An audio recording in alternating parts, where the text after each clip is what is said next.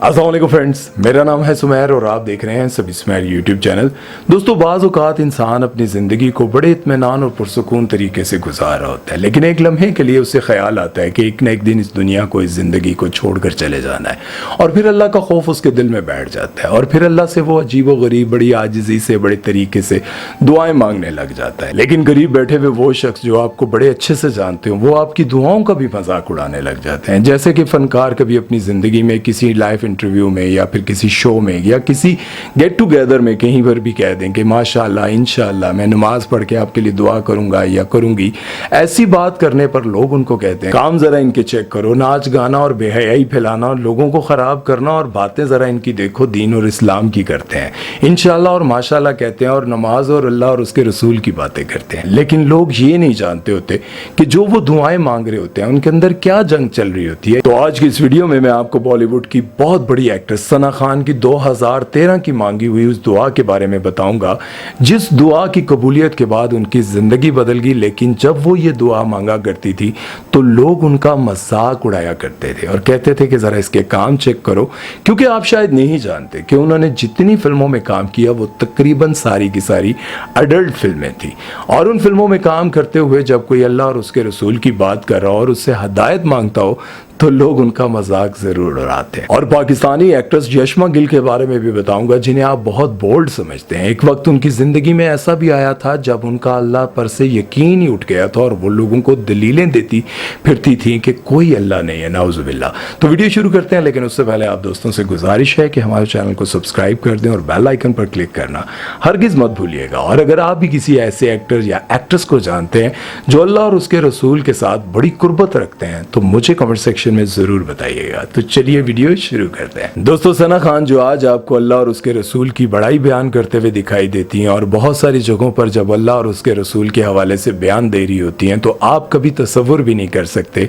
कि ये कभी मॉडलिंग किया करती थी। इन्होंने अपने करियर का आगाज मॉडलिंग से किया और बेशुमार टीवी एड्स करने के बाद 2005 में इन्होंने पहली फिल्म की और उस वक्त इनकी उम्र 17 साल थी। 2005 की इनकी फिल्म की कामयाबी के बाद इनको बेशुमार फिल्मों की ऑफर्स आने लगी और इन्होंने बेशुमार साउथ इंडियन मूवीज में भी काम किया। और बहुत सारे डायरेक्टर्स की ये ख्वाहिश होती थी कि सना खान को अपनी फिल्म में कास्ट किया जाए, लेकिन 2005 के बाद ये अपनी जिंदगी में, अपने शोबिज कैरियर में इतनी ज्यादा बिजी हो गई कि इन्हें हर फिल्म में काम करने की ऑफर थी, लेकिन इनके पास वक्त ही नहीं था। अब ऐसा नहीं है कि इन्होंने सिर्फ साउथ इंडियन मूवीज में काम किया, इन्होंने साउथ इंडियन मूवीज में कामयाबी के बाद फिर बेशुमार हिंदी फिल्मों में भी काम किया। आज जिस सना खान को आप इस हुलिये में देखते हैं, ये बात जानकर आप हैरान हो जाएंगे कि 2012 में बिग बॉस की सबसे बेहतरीन मेहमान थी और ये जीते जीते रह गई और इनकी सेकंड पोजीशन थी। और आप सोच सकते हैं कि बिग बॉस में काम करने के बाद क्या वो सीधे रास्ते पर आ सकती थी। इसके अलावा भी वो बेशुमार रियलिटी शोज का हिस्सा बनी और उन शोज का इनको हिस्सा बनाने के लिए लाखों रुपए दिए जाते थे। आखिर इतना स्ट्रॉन्ग करियर होने के बावजूद और करोड़ों रुपया कमाते हुए इनके दिल में ऐसा क्या ख्याल आया कि इन्होंने ये सब कुछ छोड़ने का फैसला कर लिया।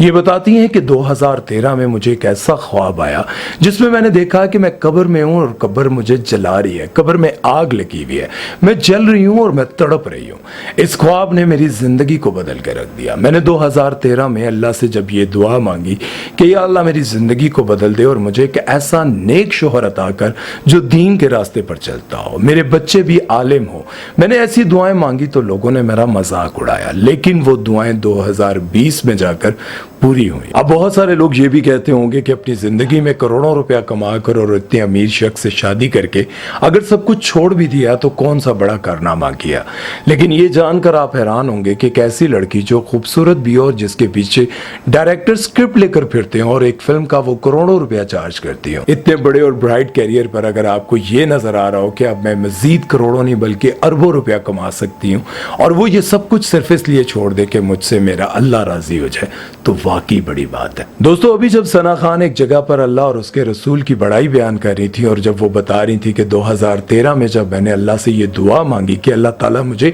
एक नेक शोहर अता कर, मेरे बच्चे भी आलिम हो, और जब लोग मेरी इस दुआ का मजाक उड़ा रहे थे तो इस बयान के ऊपर यशमा गिल ने उनको बहुत अप्रिशिएट किया। जब यशमा गिल ने सना खान के इस बयान पर उनको अप्रिशिएट किया तो लोगों ने यशमा गिल को भी तनकीद का निशाना बनाना शुरू कर दिया। तो लोगों ने कहना शुरू कर दिया कि तुम अपनी जिंदगी को क्यों नहीं नहीं बदलती, तुम इस तरह के लिबास क्यों पहनती हो, तुम सना खान की तरह क्यों नहीं बदल जाती। तो मैं आपको जरा यशमा गिल की जिंदगी के बारे में भी बताता चलूं। जब मैं ये कहता हूं कि यशमा गिल 5 वक्त की नमाजी हैं और अल्लाह के साथ उनका एक स्ट्रॉन्ग कनेक्शन है, तो लोग मेरी इस बात का बड़ा मजाक उड़ाते हैं और लोग कहते, क्योंकि मैंने पहले भी एक वीडियो बनाई थी जिसमें मैंने बताया था। जरा मैं आपको यशमा गिल के बारे में बताता चलूं। यशमा गिल अपनी जिंदगी के एक ऐसे दौर से गुजरी हुई है जब वो बहुत ही ज्यादा डिप्रेशन का शिकार हो गई थी, और जब वो डिप्रेशन का शिकार थी तो उनका अल्लाह पर से यकीन तक उठ गया था और वो दुनिया भर को ये बताती थी कि मैं एथियस्ट हूं, मेरा अल्लाह पर कोई यकीन नहीं है और ना ही मैं दुनिया में किसी खुदा को मानती हूं, नाउजुबिल्लाह। ये वो वक्त था जब यशमा अपने टीनेज में ऑस्ट्रेलिया पढ़ने के लिए गई और वहां जाने के बाद इतनी मुश्किलात का शिकार हो गई और बचपन से ये बहुत सारी मुश्किलात का शिकार थी, परेशानियों का,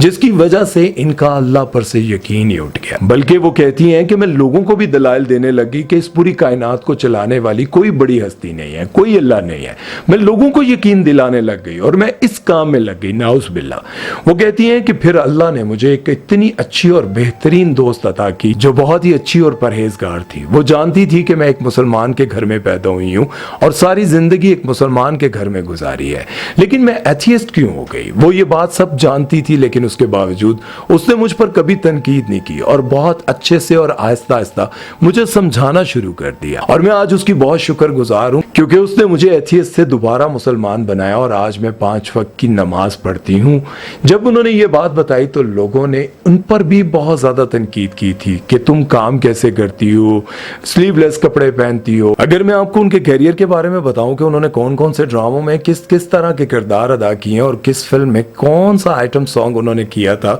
तो ये जानकर आप भी काफी हैरान होंगे और सोचने पर मजबूर हो जाएंगे कि गानों और फिल्मों पर इस तरह का रिएक्ट करने वाली, इस तरह का काम करने वाली और ऐसी ड्रेसिंग करने वाली कैसे अल्लाह और उसके रसूल की बड़ाई बयान कर सकती है और कैसे कह सकती है कि मुझे अल्लाह और उसके रसूल से बहुत मोहब्बत है और उनका बहुत खौफ है। यशमा गिल ज्यादातर तो नेगेटिव कैरेक्टर करती हैं, लेकिन अगर आपको बताता चलूं कि 2016 में इन्होंने स्पोर्टिंग रोल से अपने कैरियर का आगाज किया और बेशुमार ड्रामों में काम किया और 2019 में फिल्म रॉन्ग नंबर 2 में इन्होंने एक डांसर का किरदार अदा किया और आइटम सॉन्ग भी किया, जिसके बाद लोग इन पर ज्यादा तनकीद करने लग गए। लोगों का कहना था कि इतनी बोल्ड और इतनी लिबरल नजर आने वाली का अल्लाह के साथ इतना गहरा कनेक्शन कैसे हो सकता है और कैसे वो कह सकती है कि मैं अल्लाह के साथ दोस्ती रखती हूँ और अपने सारे काम अल्लाह को ही बताती हूँ। बात यहाँ पर यह बताने की है प्यारे दोस्तों कि देखें, कौन जानता था कि अल्लाह और उसके रसूल की इतनी बड़ी बड़ी दरसगाहों पर जाकर वो दर्स देंगी और बहुत सारे इस्लामिक बहनों और भाइयों को